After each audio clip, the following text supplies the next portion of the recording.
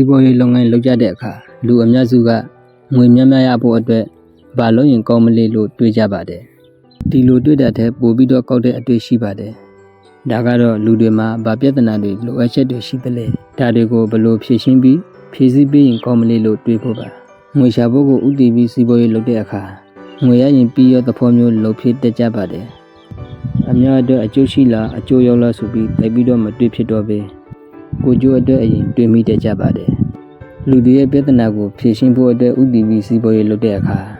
လူတွေကိုကူညီဖို့ကိုအရင်စဉ်းစားပါတယ်လူတွေကိုကူညီပြီးသူတို့ရဲ့ပြဿနာတွေလိုအပ်ချက်တွေကို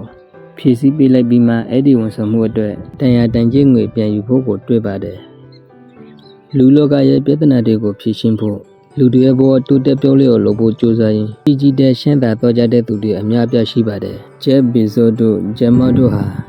လူတွေရဲ့လွန်ဆိုင်တတ်တွေကိုဖြည့်ဆည်းရင်ရှင်းအေးဆေးဆေးလှမ်းမှလိုက်ရုံပါပဲလူတွေကွန်ပျူတာကိုသုံးပြီးအလုပ်တွေကိုမြင်မြင်ဆန်းဆန်းတွင်တွင်ကြည်ကြည်လုပ်နိုင်ဖို့ company ထောက်ပြီး Microsoft Operating System နဲ့ software တွေကိုတည်ထွင်ပြီးရုပ်ရှာခဲ့တဲ့ Bill Gates လေးကြီးတဲ့ရှင်းသာတော့ခဲ့ပါတယ် Henry Ford ကတော့မော်တော်ကားတွေကိုစီးတဲ့တာနဲ့ထုတ်လုပ်ပြီးလူတွေမြင်မြင်ဆန်းဆန်းကူးသန်းသွားလာနိုင်အောင်ကူညီပေးရင်ရှင်းသာလာခဲ့တာပါဒါကတော့ကြီးကြည်တွေကိုပြောနေတာပါကျွန်တော်တို့အနေအနာကိုကြည့်ရအောင်ကျွန်တော်တို့ပဲဝန်းကျင်မှာလဲလူတွေကိုကူညီပြီးစီးပွားရေးလုပ်နေတဲ့သူတွေအများကြီးပါ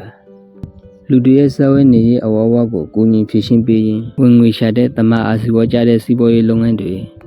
လက်ညှိုးထိုးမလွဲအများကြီးရှိပါတယ်ဒီနေ့ဝေးတဲ့နေရာတွေမှာနေတဲ့လူတွေအတွက်အလွေတကူဝေလို့ရအောင်ကူညီပေးတဲ့ကုံစုံဆိုင်လေးတွေရှိပါတယ်အိမ်မှာရှယ်စားဖို့အဆင်မပြေတဲ့သူတွေပြင်းတဲ့သူတွေဟင်းရှင်းညံတဲ့သူတွေကိုကူညီဖို့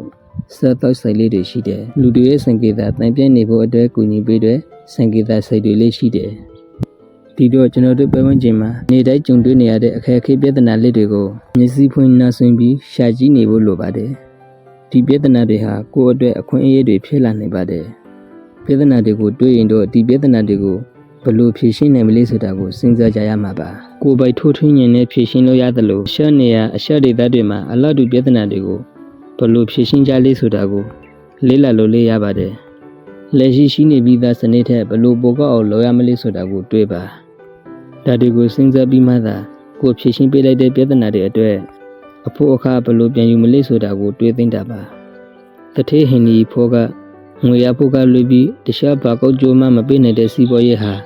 ခဲညင်းစီးပွားရေးလုပ်ငန်းပါလို့ပြောခဲ့ပါတယ်ငွေရဖို့ကလွေပြီးတခြားဘာကောက်ကြိုးမှမပေးတဲ့စီးပွားရေးလုပ်ငန်းတွေလောကကိုစိုးကျိုးတွေပေးတဲ့စီးပွားရေးလုပ်ငန်းမျိုးကိုရှောင်ကြပါ